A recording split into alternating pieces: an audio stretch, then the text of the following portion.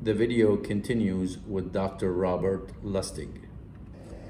This generation, because of ultra-processed food. And we also know that that same ultra-processed food causes, instead of real growth, it causes abnormal growth in the form of cancer. And every 10% increase in ultra-processed food consumption leads to a 12% increase in cancer development in Europe. So, sugar and its vehicle, sugar is the payload, ultra-processed food is the vehicle. Does it contribute to growth? No. Does it contribute to burning? In fact, it inhibits both.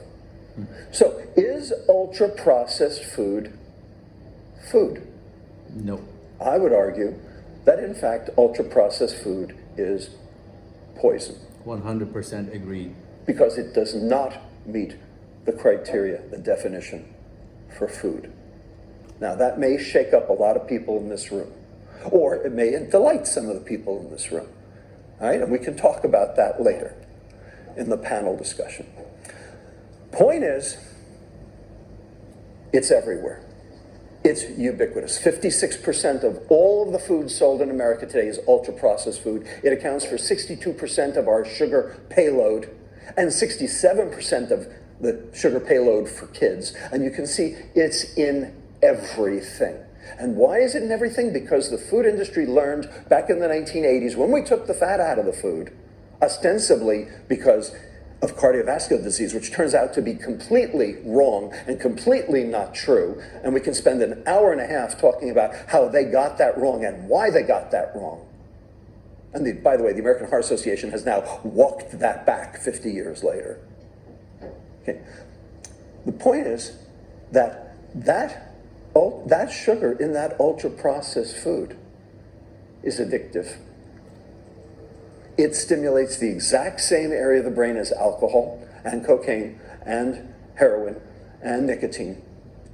And when they add it, you buy more, which of course is why they add it. So that's your fix. That's your fix. So what happened to our health care when processed food entered our lexicon? So this is a graph of sugar consumption over the course of the last 200 years. So our ancestors getting food, sugar out of fruits and vegetables and occasional honey, consumed about 5 pounds of sugar per year, no problem. Then we had the 19th century with C&H and Domino and Texas, Louisiana, Hawaii, and you can see the upswing. And you can see where stabilization occurred, where price met demand.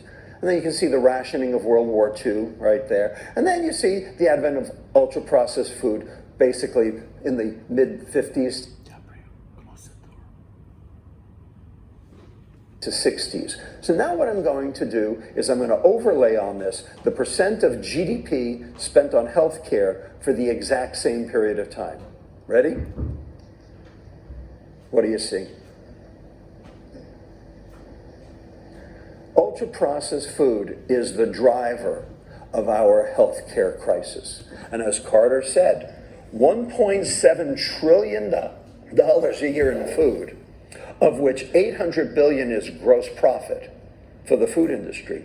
But we spend $3.5 trillion a year on healthcare, of which 75% is chronic disease, of which 75% of that could be prevented if we fixed this problem. So 75% of 75% of 3.5 trillion is $1.9 trillion a year going down a rat hole. We spend triple what the food industry makes cleaning up their mess.